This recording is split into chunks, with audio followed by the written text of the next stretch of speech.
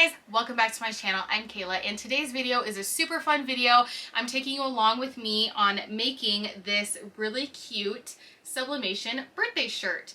Now this looks very similar to a lot of the, whoops, if I can get it to stay straight. This looks very similar to a lot of the like embroidery birthday shirts that, a lot of us, I know a lot of you guys that follow me do.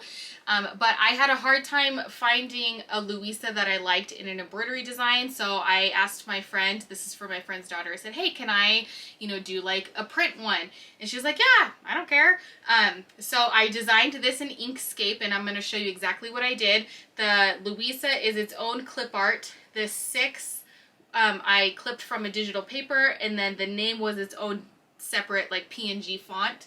So I'm going to show you guys step by step how I designed this in Inkscape. I'm going to show you how I did the I think it's called a clip mask to make this 6 out of a digital paper. And yeah, I'm just going to take you guys step by step on doing this whole thing. So I'm really happy with how this turned out, and I hope you guys enjoy this tutorial. Okay guys, so the supplies that you're going to need for this is your design. Linked down below you will see a link to everything that I purchased off of Etsy. You're going to need heat tape. You're going to need your Sublimation blank. This is a really cute long sleeve ruffle shirt from arbblanks.com, which again will be linked down below. You're going to need a lint roller, and you're going to need butcher paper. Now I will show you once we get there. You're going to need butcher paper for the inside and butcher paper for the top so that your ink doesn't bleed through onto your heat press. You're going to need a heat press. I'm using my 15 by 15 heat press today. You can use a Cricut Easy Press. I've never used one, but I've seen other people sublimate with them, so if that's all you have, it should be perfectly fine. It's going to be 400 degrees for 60 seconds. So just make sure whatever you're using can get up to 400 degrees. So those are all the supplies you need for this project. Now I'm going to cut over to my recording to teach you guys how I made this in Inkscape. Okay guys, so this entire file is going to be done in Inkscape. This is a free software that you can download for your computer. I am no Inkscape pro, I just know the basics, so that's what we're going to do today. So I'm going to hit New Document. And forgive me, my computer is a little slow today, but I really want to get this video done for you guys, and I need to get this shirt done. So, okay, so I'm going to move this little window over here to the right, and on my keyboard next to the 0, I'm going to hit the minus button just one time, just so I can see the whole paper right here. And let me go over here actually before we start. So this is the finished design that I made. So I'm going to show you exactly how I did this. The really cute design in the 6 is from a digital paper that I found on Etsy. This was its own separate design, and then the font was its own separate purchase. So I did 3 different purchases for this design. So let me show you over here in Etsy. So this is the Louisa that I bought. There's not a lot of Louisa designs. It's mostly Mirabelle that you find when you look at, different Encanto things. But this is from a shop called Lovable Ideas. And right now this is on sale for 25% off. This isn't like a sponsored video or anything. This is just the one that my friend liked for her daughter. And then this is the pack of digital papers that I got. You can see it comes with 20 free papers, or not 20 papers, 20 free papers, free clip art with 20 papers. Now, there's so many different designs that come in it, and the one that we ended up liking, I sent her a few different designs right here, Encanto digital papers. So you can see this is how it came. Let me change the view on this. So it comes with, a bunch of different papers to choose from, and some of them are really cute. So I did this 6 in a few different papers, and my friend really liked this one because she liked that the house was in the 6. So let me show you what I did. So basically, when you have your Inkscape window open, you can drag and drop. So I'm going to drag and drop it over here, and sometimes my computer's a little finicky. There we go. So that's what I'm looking for, is that green plus sign. That means I can add it. And then this little window pops up, and I just hit OK. And you'll see the whole paper comes in. And so what I'm going to do is I'm just going to set this to the side for a moment, and then we're going to bring our Louisa in. And you can see she didn't come in a folder. She's just out here by herself. So I'm going to drag and drop her too. And this little window popped up behind that. So I'm going to hit OK. And there she is. And we'll do the name Emma here in just a minute. So I'm going to put her to the side also. Now, I don't remember exactly what font I used, but okay, so we have our digital paper. So I'm going to go over here to the A. I'm going to click it, and you'll see my cursor just changed to an A, and you can click anywhere. And I'm just going to put 6 on my keyboard. And then I'm going to go up here to the font size, and I'm just going to make it as big as possible right now. And then I'm going to go up here to font. And sometimes I have to double click it for the previews to show up. Now I'm just going to scroll through and find, here, let me go back to the A's. I'm going to scroll through and find a font that I like. And I went through a few different ones when I first did this. And so now I'm just going to try to remember which one that I used because I don't remember the name of it, but I'll know it once I see the 6. So I get a lot of my fonts from creativefabrica.com. I just said in a recent video, I was telling you guys how I pay $19 a month for their all access, and it saves me so much money, you guys, because I download a lot of fonts and I download a lot of graphics and digital papers and stuff. So it really saves me a lot of money not having to pay, $4 a font or, $2 a font here and there, because it adds up very, very fast. So I think the 6 that I used was this Hello Whimsy one, I think. Yes, that was it. Okay, so now you can see my cursor is still the A, and if I click somewhere else, it's just going to give me another text box. So I have to go up here to this arrow, the select button.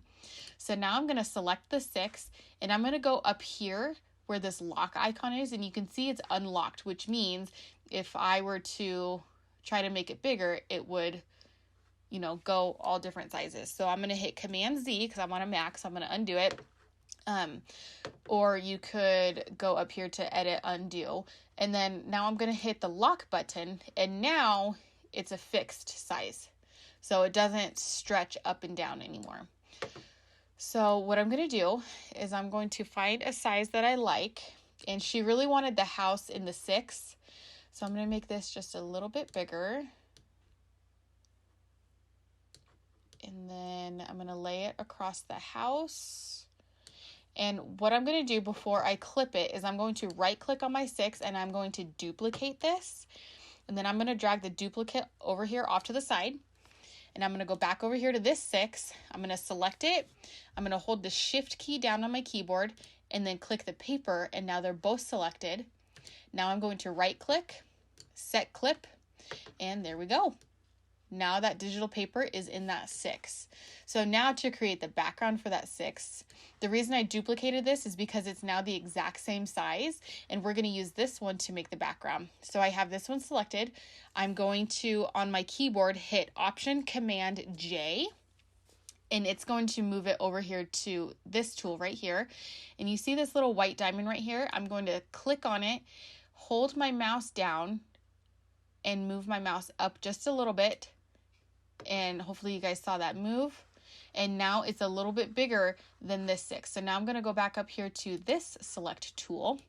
And that duplicated it on its own. So I'm going to delete the smaller one. And now you'll be able to see that I can lay this on top. Whoops, that's actually underneath. So now I'm going to go over here to my layers, bring that to the top. And what I'm going to do is I'm going to select both of these. And then I'm going to go to my alignment tool over here and let me move this over so you guys can see it. I'm going to do center and then middle. And now you can see that black is perfectly in the background. But the black is a little too dark for me. I want it brighter. So I'm going to click off of both of those layers. I'm going to make sure I'm still on the select tool. I'm going to click on the black layer. And now I'm going to hit this little color dropper tool. And when I have the layer selected that I want, I can go over any color that I want and it will change it. Isn't that pretty cool? So you can do whatever color you want with this little color dropper. Now what I think what I did in the first one is I went over to this bright pink over here, and I really like it because it plays off of the same colors that are in here. So you could even click on this layer and do all the different colors that are in here, and you could really play around with it and see what you like, see what you don't like. That blue's really pretty too. But I know this little girl, she's so sweet, and I know she loves bright pinks. So we're going to go ahead and keep it with, let's keep it with that pink, okay? So now what I'm going to do is I'm going to select both again, and I'm going to right click and do group, and I'm going to bring it over here, and I'm going to make it just a little bit smaller. Now that they're grouped, they're both going to move together. And what I did with this one is I just put her right next to it, and I brought that layer forward because I liked the watercolor splotches or whatever you want to call them in front of the 6. But if you don't like that, you can just put it below, and you could do it like that too. It's really up to you. You can be really creative with this. Now that this is grouped together, you can make it a little bit taller if you want. You can make it a little bit wider if you want. Play around with it and see what you like. I'm going to hit Command Z because I liked how it was before. And now we are ready for the name. So if you like your placement of these, you can go ahead and group these together. So I have both selected, and I'm going to hit group, and now this is its own group. Okay, so now we're going to add the name. This is the font that I really liked. Now this one comes with SVG, JPG, and PNG, and a font that you can just install on your computer. I really liked the gradient, like the green and blue gradient in these. So what we're going to be doing is using the PNG format of these. So I'm going to go over to the file that I downloaded. I'm going to click the E, drag and drop the E, hit OK, and it's probably going to be really big. There we go. So now I'm going to do the M for Emma. So M, and then I'm going to go back and do the A, and I will duplicate the M here in just a moment. So I'm going to bring these down below our design and work on it down here and make these smaller so that they're easier to work with. And I'm going to go up here and make sure this is still locked so that it doesn't, so that it doesn't change sizes and stuff, widths and everything else. So I'm going to make sure they're all selected together and make them smaller. Now, one thing that I like to do is I like to go up here to the square tool and make a square or a rectangle, whichever, and this is how I line up the bottom of my letters. I've noticed with different images, like the box around it is different sizes, so it doesn't always work to just go over to the alignment tool and hit align all to bottom because sometimes they're not lined up. So I like to use this just to make sure they are lined up, and I'm going to the bottom edge of the pink right here and making sure it's different, or sorry, not making sure it's different, making sure it's lined up. Now, if that pink is too difficult for you to look at, then you can obviously, change the color, do whatever you need to do. So there's that. And then now, before I do the A, I'm going to actually move it over to the side. I'm going to duplicate this M right here. Oops, that didn't duplicate. Command Z, duplicate. Sometimes it doesn't work. It's probably just me. Okay, and then using my keyboard, I'm just using my left and right arrows to move this, and now I'm going to bring the A down and I'm going to line it up. Okay, now that looks pretty good to me. Whoops, it duplicated the A. That's why it didn't duplicate the M. Okay, so now I don't like how much shorter the A is. Now they were all the same size when I brought them in. You can see the E and the M are the same height, and so I'm going to make the A bigger. I'm going to do this, and you can see it didn't stay on this fixed point down here, so I'm going to fix it over here. And now what I'm going to do, instead of going to the corner, which does the width and the height at the same time, now I'm just going to do the height up here because I don't really want it any wider than it already is. And that looks pretty darn good to me. I might go up just a little bit more. And, oh, maybe down just a tad. Okay, that looks really, really good to me. So I'm going to go ahead and get rid of this rectangle right here. I'm going to select all of them. Whoops. Select all and group. And so now these are all grouped together, and make it smaller to go down below the image right here. And this, you know, again, personal preference, can be as small or as big as you want it. So I actually want it just a little bit smaller. And I think like that, maybe just a little bit smaller, I think is how I did it. And now, since this is its own group and this is its own group, if you want, you can select both of them and then hit center and see if it works. But sometimes it doesn't, because like I said, sometimes there's, you know, excess margin on some of the designs. So sometimes it looks centered, sometimes it doesn't. But I actually think that looks really good. So now I'm going to Command A to select all of it. I'm going to group again, and then I'm going to go up here to Path, and then I'm going to hit Union. And now this is all one image. And so now we need to export it. So I'm going to go over here to Export, and then you're going to change the file name. This can be, you know, whatever you want. I'm just going to do Emma 6, and then I'm going to export as. And then I'm going to go over here, and I want it to save it to my desktop. That's just my personal preference again. And then I'm going to make sure it's set as a PNG. And then I'm going to hit save. And our image should be, don't mind my messy desktop right here. Our image is right here, saved, perfect, ready for us to print out. Now, depending on what software you're using, or, you know, how you like to print it, is different. I like to go to Canva. So I'm going to go to canva.com. And this is where I resize and print everything from. If you've seen some of my other videos, you know that. So I'm going to go over here to create a design. Don't mind my kids in the background, per usual. So create a design, 8.5 by 11, because that's the size of my sublimation paper. And then once this loads, I'm going to upload my design. Of course, my computer wants to be slow right now. Okay, so I'm going to go over here to Uploads, and I like to just drag and drop. And now from here, you can, I like to bring in these boxes to get a more accurate sizing of my design. Okay, so you can see as I drag this out, it gives you an approximate measurement of your width and your height. So I usually, for her shirt is a size 6, so I'm pretty much just going to make it as big as possible. If you go in too far, it's going to go into your design. So obviously you just want it to be as close to the margin as possible. And then I like to center it, and you can see I have those dark pink crosshairs. So that is what I like to do. Oh, I forgot to show you guys. When you, let me go back here. When you export it, you can change your DPI right here. Standard is usually 300. I have it set to 800 just for personal preference. I've had some blurry images at 300, so I figured why not make it as high as possible. So then we're going to go over here to share, download.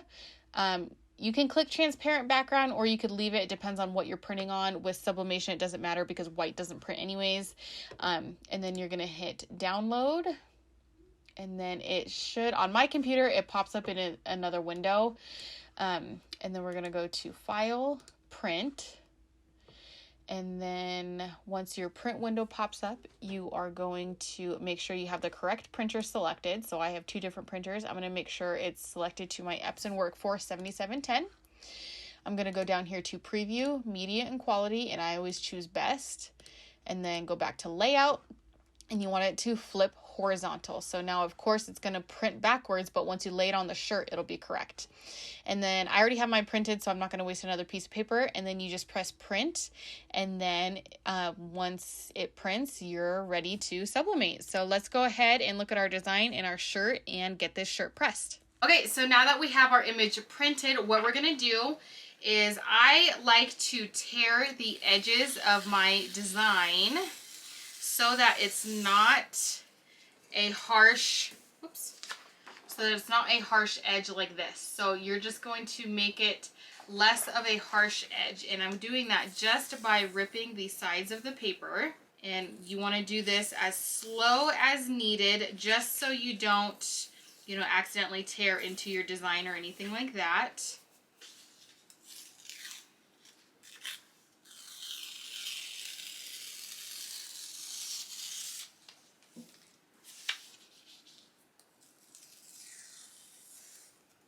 So now I'm going to get my shirt, and this is when we're going to lint roll. Now make sure you lint roll really, really good, because if you don't, you will get little blue squiggly lines where lint is, and it's really, really annoying. So make sure you lint roll really, really good the parts that are going to be under the heat platen. Okay, so I don't know if you can see, if it'll focus, but I got a lot of lint off of that in just a few swipes. Now I'm going to straighten out our shirt, and we're going to lay our design on top, upside down to where the image is facing the shirt. And we are going to line it up wherever we want to where it is straight. Now obviously this is a little bit harder to see since it's you know, you're looking at the design through the top of your paper, so just do your best to line it up and make it straight. Sometimes I lower my table so that I can stand more up above it, but when I think I have it pretty darn good, I'm going to hold it in place, and I'm going to grab my heat tape. This is when having your heat tape on a dispenser comes in really handy, because you can hold with one hand and grab your tape with another and tape your design in place. Now use as much tape as you think is necessary. Now you guys know, because I have said it so many different times in several different videos, whether it be a sublimation video or a blanket video or whatever, I consider myself a professional eyeballer. So what I like to do is I like to face my window, hold up my shirt, and I can see the design perfectly through the shirt, and I just eyeball it and make sure I like it. Now I can see that the name is a little bit crooked, so right now I'm going to adjust and move it, and lift it up and start again, and that looks much better. So do whatever you need to do to make sure it's straight. Use a ruler, eyeball it. I don't know what it is, but I do. I am a very good eyeballer. My husband's the same way. He's in construction, so he does it a different way. He can look at something and say, oh no, that's 1/8 of an inch off, whereas I would say that's a skosh off. But we're the same way. Professional eyeballers. Okay. So I think that that looks great. So now what I'm going to do is I'm going to go lay this down on my platen, and I actually, just for good measure, am going to lint roll just very carefully without moving my image around it, just so it doesn't get any of those little blue squigglies that we just talked about. So I'm going to, it's very hard for me to face the camera over to my heat press, so I'm going to show you what I'm going to do over there right here. I'm going to take my butcher paper, and I'm going to cut a good sized piece.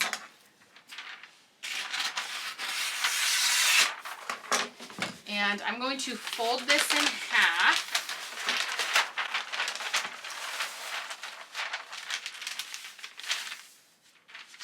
And then I'm going to fold it in quarters.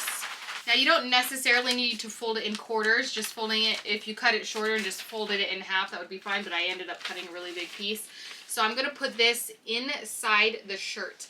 Now this is going to make it so that the image doesn't, so that the ink doesn't bleed through to the bottom layer of the shirt. So we're going to carefully put that in the middle of the shirt. So like I said, that's just going to protect the bottom side and make sure it's actually underneath where your image is, so that you don't, you know, miss any of it, and so that none of the ink still gets through. So that's perfect. And then we're going to cut another piece. You can cut 2 small pieces or 1 long piece. I like to just do 1 long piece. And this one we're going to fold in half just 1 time.